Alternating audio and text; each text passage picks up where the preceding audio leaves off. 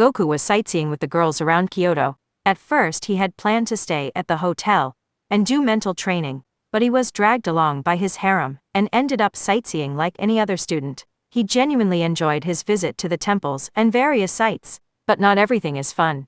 Even more so when Goku is involved, since trouble seems to always find him. A group of Yaokei led by a girl appeared in front of him, while he was sitting on a bench eating.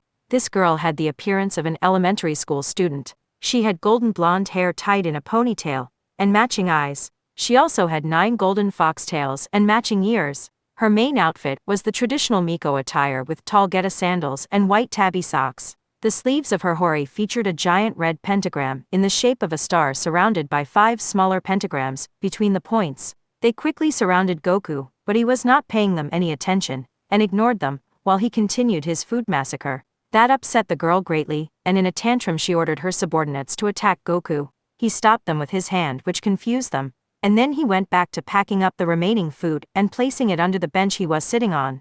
Then he wiped his mouth with his uniform sleeve, and spoke. I have not the slightest idea of the reason why a girl and her people are attacking me, but I will only warn you once. Stop before you get hurt and explain what is going on. Goku warned them with all his goodwill. The girl wore a face full of hatred and shouted at Goku, "Do not pretend you do not know anything, kidnapper. Tell me where my mother is." The girl shouted at him full of rage. Goku raised an eyebrow since he knew nothing at all. Kidnapper. This girl was saying very dangerous and ugly things to someone she had just met. But while Goku was confused by what the girl said, his companions arrived at the scene. It looks like you started a party without inviting us. That is a bit unfair. The one who said this was Tiamat, who placed herself next to Goku without the Yaokei noticing. Zenobia, Arena, and Asia also appeared, arriving at the scene normally, and noticing the situation, they formed a circle with Goku at the center. Goku stepped out of the circle and spoke to the girl. Hey girl, I know nothing about what happened to your mother, so it would be best if you called off your people before someone ends up hurt. Goku asked the girl to withdraw in the kindest tone possible. The girl clenched her teeth with rage and pointed a finger at him. Stop calling me girl. I have a name, and that name is Kuno, daughter of Yasuka. Kuno told Goku and his group. Well then, Kuno, be a good girl and withdraw before your people get hurt. I do not want to use violence in front of a little girl, but if this continues, things will end badly. Do you understand that? Goku gave a warning since he did not want to do anything violent in front of a small child. Kuno felt intimidated by Goku's words and finally withdrew from the place along with her people, but not before threatening Goku that this was not over. Once the Yaokei left Goku's side in relief, since he did not have to become violent in front of that girl. But the girls were curious about what had just happened and asked him about it. Ha ha ha, I am never bored with you. Tiamat patted Goku's back with a smile. Do you have a target painted on your back or something? Arena complained, but deep down she liked being involved in these things. Too bad I could not use the sword. Zenobia waved a wooden sword she had bought at a souvenir shop. What is the reason they attacked you? Asia asked. Goku shrugged since he still did not really understand the situation. I was just eating peacefully, and without warning they appeared, and the girl started accusing me of kidnapping her mother, or something like that. Goku explained what happened to them. Tiamat rubbed her chin, and then said, that girl looked like a fox, and judging by how her mother dressed, she must have been important. We may have stumbled onto something big without even knowing it. Tiamat told them her thoughts. They all looked at each other with complicated faces, but Goku finally told them. Let us ask Azazel. He is sure to have some information on this matter. Goku proposed to the girls, who agreed. When they returned to the hotel, they explained what happened to Azazel, who told them that someone had kidnapped the leader of the Kyoto Yaokei, and so far no one knows who was responsible for the kidnapping. Is that why they attacked us? Goku asked Azazel. They sensed your demonic auras, and that is why they thought you were responsible for kidnapping their leader, Azazel explained to the group. Goku wore a complicated expression since right now, he did not want any trouble, especially something like the kidnapping of the Kyoto Yaokei leader. Well, do not worry about anything. I will take care of speaking with them and explaining things. Understood, Azazel told them with a smile, to which everyone agreed, and left it all to him. After that, Azazel called together everyone from the Gremory group and the Citri group to tell them the Kyoto Yaokei were waiting in a room to talk. Goku, along with his companions from the Gremory clan and the members of the Citri clan, entered the room where the girl named Kuno, along with some Yaokei wearing cloth covering their faces, were seated. Next to Kuno was the Meu Seraphal Leviathan, who wore a kimono and had her hair arranged to match her outfit. The moment Goku entered the room, she saw him and threw herself into his arms with a face full of happiness which surprised the Yauke. "Gotan, I missed you so much," the Mayo said, full of happiness while rubbing her cheek against Goku's. "I missed you too, Levi-tan. You look very beautiful in that kimono," Goku answered with a smile on his face to the very happy Mayo. The girls burned with jealousy because Goku complimented the Mayo. For some reason a girl from the Seitree clan was also jealous, and that was Hanake Momo, who did not understand the reason for that jealousy. But this topic will be addressed a bit later in the story. "Well, what is the reason for calling us here? I think you can handle this matter without our presence," Goku said to the Mayo and Azazel. "Come on, do not be like that, Goku. They came to apologize for attacking you last time," Azazel explained. Kuno stood up and lowered her head as a form of apology. "I am very sorry for attacking you. Feeling your great power, we thought you were responsible for my mother's kidnapping, so we attacked without thinking. I apologize." Kuno apologized with a face full of guilt. Seeing a girl her age apologize this way, Goku could only sigh and patted her head, which surprised the girl, who upon looking at his face saw a fatherly smile on him. "It is fine. I understand you are very worried about your mother, and that is understandable. But you must remember that rushing into battle against unknown enemies is very dangerous," Goku explained to Kuno in a tone full of warmth that it was not good to act rashly. Kuno did not fully understand, but the voice, the aura, and the feeling that the boy gave off made her feel safe, and she did not dislike that at all, since it felt similar to a father advising his daughter. After that they talked about the possible kidnappers, and how they should act from now on, since they did not know where or when they might encounter them. It was also decided that Kuno would show them around Kyoto, and with that the meeting ended. But as they were walking, Goku remembered something. "By the way, where did Lisanna go?" Goku asked his companions. Hearing about her, they stood still and realized they had not seen her since they arrived at the place. Elsewhere, Lisanna was enjoying the trip like a normal girl her age, since she knew that if she stuck with Goku and the others, she would end up getting into trouble. So she decided that during these 3 days the trip would last, she would not meet up with them, not even for the nightly visit to Goku. Lisanna was such a clever and formidable girl. In the room, now that Goku and the others had left, only Azazel, the Mayo, and Rosweiss remained in the room. "This has become troublesome," the Mayo said while drinking a bit of tea. "Who could have kidnapped the Yauke leader?" Rosweiss wondered. "Well, I have my suspicions, but if it really is them, I do not think they will be much of a problem if they face Goku," Azazel said, having suspicions about who might be behind this trouble. "Gotan is too powerful for this world," the Mayo said with a smile on her face. "Certainly he is, but even the most powerful being eventually finds their nemesis," Azazel answered. "Are you saying Goku will not always win?"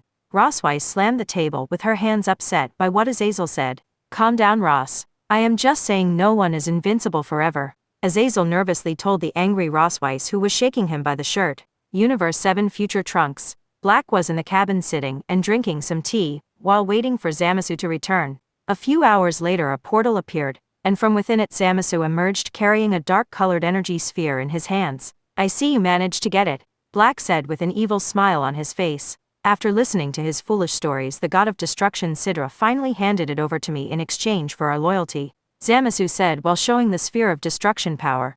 "With this as insurance, we will be able to get rid of that hooded man," Black said with a serious face. Then he took out a box made of a special material, and they stored the sphere inside and placed a small seal on it. Elsewhere, Zero had also made his move, since he knew he would be betrayed sooner or later by those two, and went to find someone very special to watch his back in case of betrayal. "Jajo, very well. I will be your shield and your sword, but you already know what I want in return, right?" that person said with an arrogant voice. "Of course. If you fulfill your promise, I will bring you back to life," Zero answered. Though he could not be seen, he had a smile on his face. Everything seemed headed for a bad ending, but who would end up getting burned? The gears were already turning, and Goku and his group were still unaware that they were the main target. Goku, along with his companions from the Occult Research Club and those from the Seitree clan, were walking around Kyoto with Kuno as their guide, while Goku scanned the places they visited in case he noticed any strange or out of place key. But that was no reason for them not to enjoy the places they visited. Yet on this day Tiamat did not leave Goku's side, which had him a bit confused since she did not usually behave this way, and that intrigued him. "Hey Tiamat, what is wrong with you today? You will not leave my side, and that has me curious," Goku asked, wanting to know the reason. The dragon looked away and seemed nervous, which intrigued Goku even more as he studied her closely, until after a few moments the dragon confessed. "For some reason I do not understand, I feel uneasy, as if something were going to happen today." That is why I am close to you so nothing happens to you. Seeing Tiamat answer this way with a face full of embarrassment, Goku could not help but smile and placed his hand on her head and stroked it. I appreciate the concern, but you should enjoy the day since I can defend myself alone, do you not think so? Goku answered in a warm tone with a smile. But Tiamat still felt deep down that something bad was about to happen. Does it bother you that I stay by your side? She asked while making the eyes of an abandoned puppy. Goku knew the girls could manipulate him by making these kinds of faces, but even knowing that he always gave in to them, and with a sigh of resignation he answered, "It is unfair how you all manipulate me this way. Do whatever you want." Goku answered in resignation.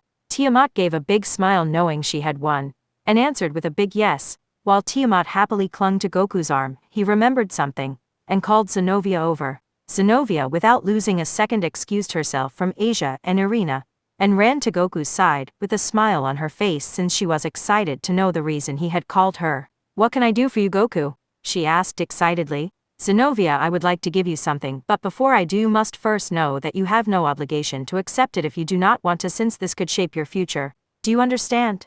Goku said all this because if she accepted the item in question her life would change. Zenobia tilted her head slightly, as if she did not understand anything, and after a few seconds she simply answered that she accepted it. "Are you sure? Do you not want to think about it a little first?" Goku asked her. "If it is something you are giving me, I will accept it without hesitation," she said without thinking twice, and with a smile on her face. Goku could only sigh at how reckless the women around him were, and the blind trust they had in him. What would happen to them if he disappeared one day? He did not even want to think about it, but that trust deep down made him happy. Goku took out the item in question, and both Tiamat and Zenobia were surprised to see it since they thought it had disappeared.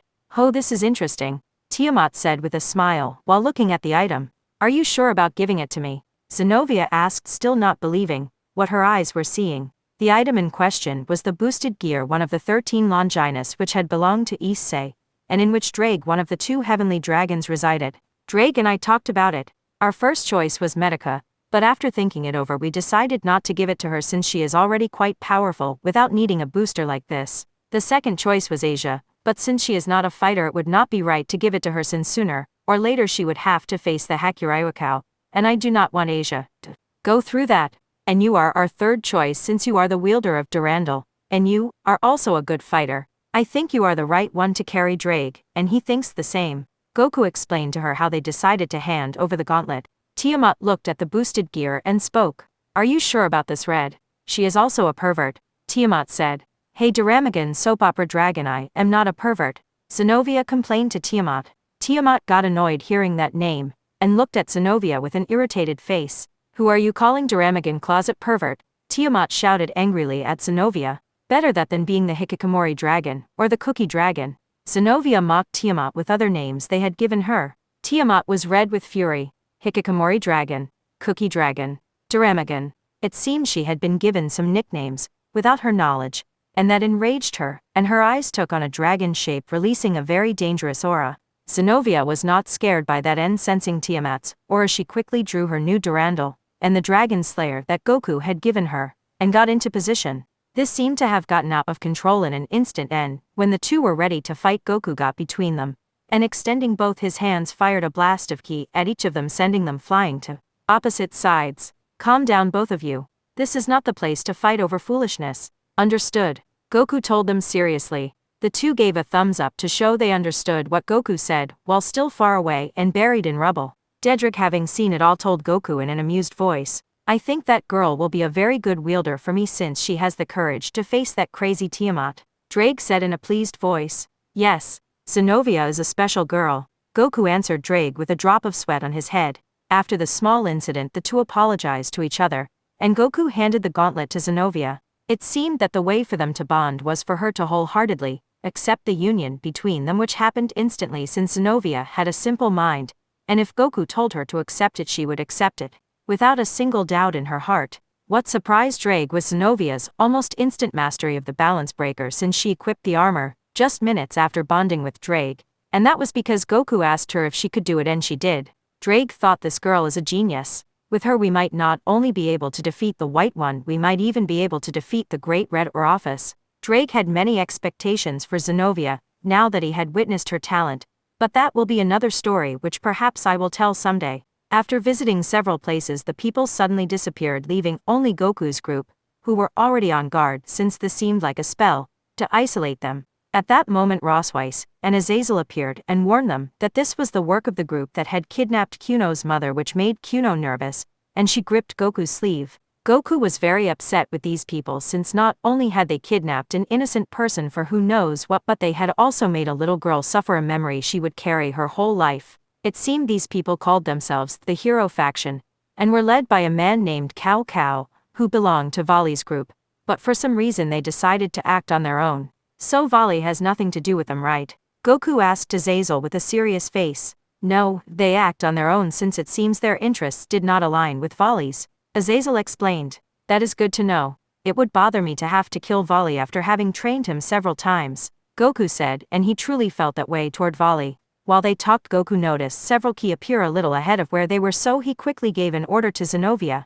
Zenovia, attack that spot with your extra randle, Goku ordered, pointing to the place Zenovia should attack. Without hesitating for a second, she summoned her sword, and with a smile attacked the indicated spot, creating a large explosion. When the smoke cleared, an enormous crater could be seen as a result of Zenovia's wild attack. She smiled at the great job she had done, but her smile faded when she saw Goku still had a serious face while looking at the crater. Note: the story does not describe Cao Cao or his followers in detail here to avoid unnecessary filler, since it is assumed the reader already knows who they are from the anime or novels. Cao Cao and his companions began to emerge one after another without a single wound, and brushed the dirt off themselves. That was a surprise. We truly did not expect you to attack without any kind of warning, Cao Cao said in a calm voice. I am the one who is surprised. It seems you are much tougher than you appear at first glance, Goku told Cao Cao and his group. Seeing the man who spoke to him, Cao Cao quickly knew who it was, since Vali had lately only talked about this person, and how powerful he was. You must be Son Goku. It is an honor to meet the one who can humiliate one of the heavenly dragons. Cao Cao greeted Goku with a bow. I see that even though you are a kidnapper, you at least have manners, Goku answered. Whoa, please, kidnapper is such an ugly word. We only borrowed the Yauke leader for our plans. I can assure you once our plan is finished we will set her free, Cao Cao told Goku, who wore a dark expression. Cao Cao did not seem afraid of Goku even after hearing about him from Vali. And that was because of the weapon he wielded, which was the true Longinus, the spear used to pierce Jesus on the cross, and Vali was very confident he could defeat Goku with it. Goku did not like the way Cao Cao looked at him, looking as if he were not afraid, with a smile full of confidence, so he gave orders to the others. Zenovia, it is time to test your new power, Goku ordered Zenovia. Yes sir. Let us go, Drake, she said excitedly. Let us show them our power, partner, Drake answered, seeming just as excited. Welsh Dragon Balance Breaker. And wrapped in crimson light, Zenovia equipped the armor, which was the same one Issei used, but adapted to her feminine proportions, and in each hand she held a sword. In her right the Extarandal, and in her left the Dragon Slayer. Goku looked back and told Arena, you take care of Asia, Goku ordered Arena, who nodded and spread her wings. Tiamat, you can do whatever you want with them today, Goku told Tiamat, who upon hearing that wore a wild smile on her face. He, it seems I will have a lot of fun today, Tiamat said, thinking of Cao Xiao's group as toys. Goku finally looked toward Saji's group, and told them, Saji, since you also possess a dragon, you should take care of Kuno's mother. Try not to cause her too much harm, and if things get difficult, have Momo and the others help you. Understood, Goku ordered the Citri group, who agreed without hesitation. Goku now looked toward where Cao Cao and his group were, and an instant later appeared in front of Cao Cao, who was surprised, but even so launched an attack with his spear at Goku. But to his surprise he saw that his spear, which is considered the ultimate weapon against demons, was being held between two of Goku's fingers. Impossible. This cannot be happening. Cao Cao could not believe what his eyes were seeing. But the reality was that Goku was holding the tip of the spear with 2 fingers and nothing was happening. The reason for that was very simple, since Goku had his fingers coated in a layer of ki, which made the spear's power useless and left Cao Cao desperate.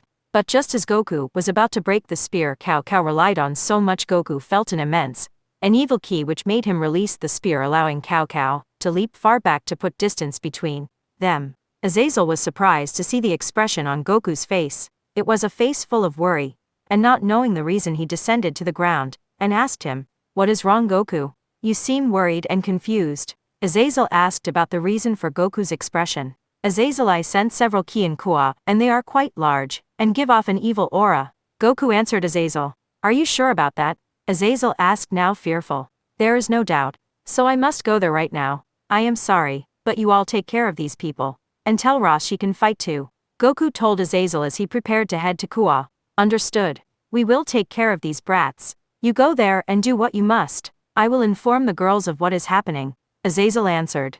Thank you. Goku said as his final words and used his teleportation to head to Kua. A few minutes earlier, in the sky above the city of Kua, Zero Black and Zamasu appeared together with a portal created by the Kaishin ring Zamasu wore, which he had taken from Gaosu after killing him. Now that Zamasu was the supreme Kaishin of his universe, he could use the ring without any problem, so there was no need to worry about time or anything like that.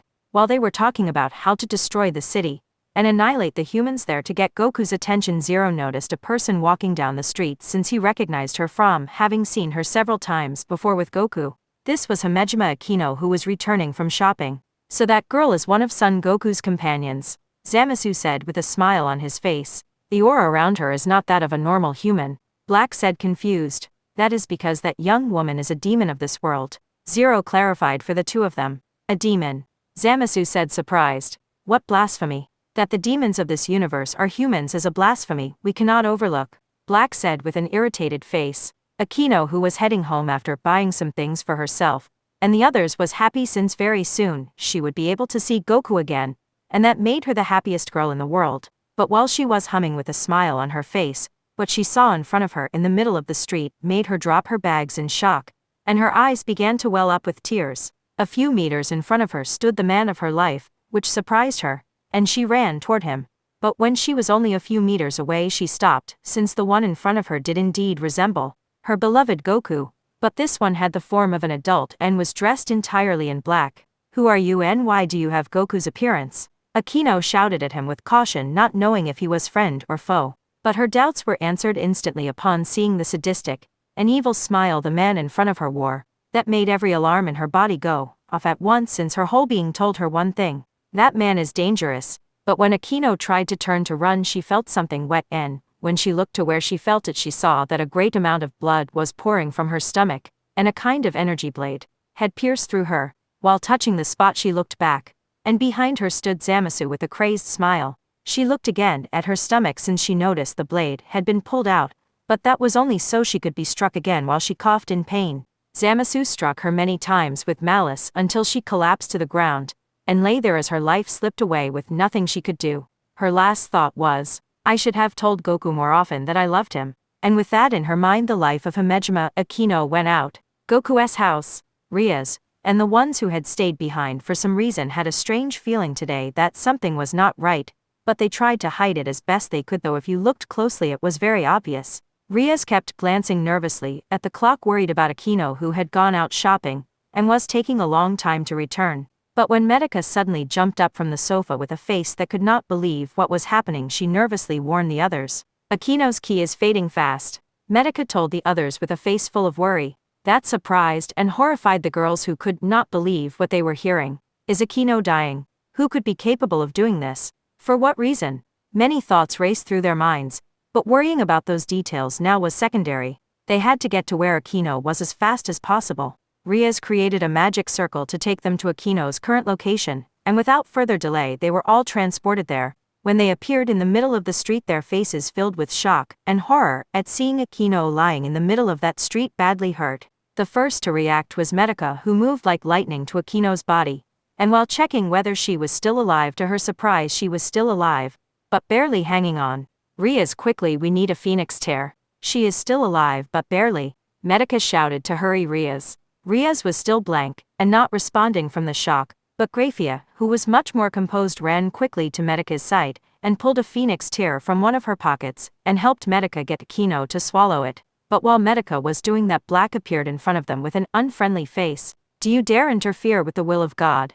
Black told them in a very irritated voice. Grafia, who was turning her head to see Black's face, heard Rainer's voice shout to her, watch out, Grafia. When Grafia tried to turn her head to see Rainer, she was struck down by a blade of ki wielded by Zamasu, who said, human trash multiplies like cockroaches. After those words he made a gesture to clean his ki blade, while Ria's, Kaneko, and Rainer watched in horror at what had just happened before their eyes. Medica, who had finished making Akino swallow the phoenix tear with her face full of rage, lunged at Zamasu in her altered god mode, but he dodged with great ease. She spun and pushed off a wall to launch herself at him again, while shouting full of rage, "I will kill you, scum!" Zamasu stood still with a smile, since Black appeared in front of him, and with a sadistic smile on his face kicked Medica in the jaw, sending her flying into the sky where Zamasu appeared, and kicked her again, slamming her into a nearby house. Medica was badly hurt, so Rainer created a spear of light and attacked Black to support her friend, but he caught the spear of light in his hand with a mocking smile on his face,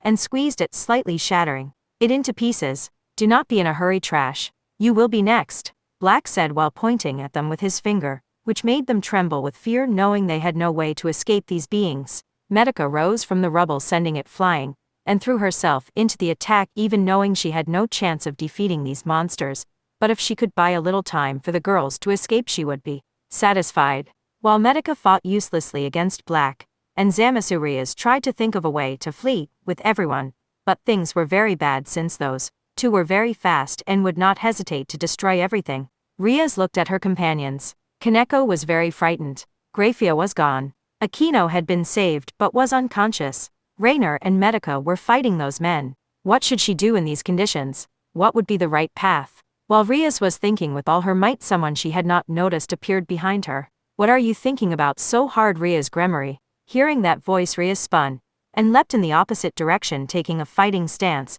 but when she saw who it was, her eyes widened in shock. You are Zero. Are you allied with these two monsters?" Rias asked, no longer seeing any way to escape now that Zero was also involved. Seeing Rias' reaction, Zero let out a laugh which made Rias raise her guard even further. "Let us just say, if one wants to defeat God, the most logical thing is to ally with the devil, do you not think?" Rias was stunned by Zero's twisted logic. Is all of this just to defeat Goku?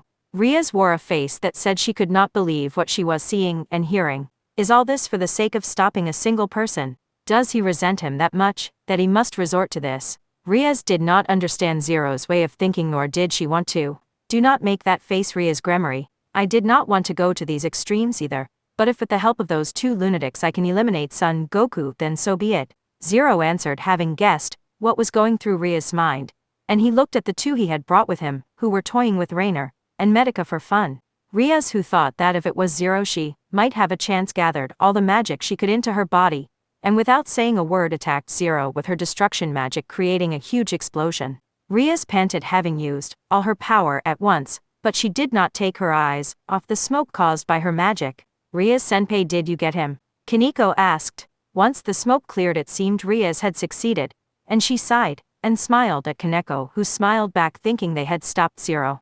But from Rias's shadow he slowly emerged. "Do you really think you can defeat me with that?" Rias and Kaneko reacted to Zero's voice, turning slowly, while their faces poured with sweat and their eyes reflected fear. Just as Rias looked at Zero, a hand emerged from his shadow, and with the index finger fired a reddish beam that struck Rias right between the eyes. Rias collapsed instantly, since the beam pierced through and stopped her on the spot, leaving Kaneko with a horrified face, covering her mouth with her hands to keep from screaming, while tears poured from her eyes. After a jajo was heard, the hand returned inside Zero's shadow. "Damn Zero, do not steal our toys," Black shouted angrily at Zero, who shrugged as if to say that was not his doing, while Zamasu watched him with analytical eyes. Zamasu looked toward Kaneko and with a smile said, "You are next." Kaneko was trembling with fear. These men were not joking, and had already ended the fight for Rias and Grafia, while the one who resembled Goku was playing with Medica and Rainer, and the other now had his eyes set on her. While Zamasu approached to threaten Kaneko, a portal opened at the scene, and from it emerged Vali Lucifer, along with his group made up of Bikao, Arthur, Kuroka, and Office. Vali looked around and was surprised by the situation unfolding in this place. "Arthur, how is the Gremory princess?" At Vali's question, Arthur approached Rias's body, and after checking on her shook his head, so Vali let out a sigh. "This is going to be very troublesome. When my master finds out, he will explode with fury," Vali said while looking at the current situation of the place. Meanwhile, Kuroka ran to her little sister's side and hugged her tightly, while glaring with fierce eyes at Zamasu, who stood with his hands behind his back watching the current situation with curiosity. "Kekiki, it seems we will have to face these monsters." Bikao laughed excitedly, knowing he would face Black and Zamasu, but Vali did not think the same way. "Office, do you think you can defeat any of these guys?" Volley asked Office, who with a neutral face looked at Black and Zamasu, but did not forget to inspect Zero, who watched everything happening with amusement, while sitting on a wall. It will be impossible for me alone, but if we all attack together we might have a slim chance. When they heard Office say something like that, they looked at each other and shrugged before letting out a sigh. Kakaka, I do not think this is a bad place to make a stand. Bikao laughed excitedly. It was a good call sending Lefei to Kyoto, Arthur said while adjusting his glasses. Naya, ha, I will make them pay for trying to hurt my cute Chiron, Kuroka said fiercely while showing her claws towards Zamasu. Seeing his group ready to throw everything into this fight, Volley could only smile ironically. What do you think of this place as our last stand, Albion? If I must make a stand somewhere, I would prefer it be a place quieter than the city. Hearing Albion's words, Volley could not help but laugh at what his companion said, and then entered his Juggernaut drive and activated the Kaioken Goku had taught him. This will be all or nothing. We will defeat them or fall trying. Seeing that, Black looked at Zamasu and with a smile full of sadism and arrogance on his face said, the trash is starting to pile up. And with Volley's shout, his entire group, except Lefei, who was in Kyoto at this moment, charged into the attack to support Medica and Rainer in a fight with no hope and no future.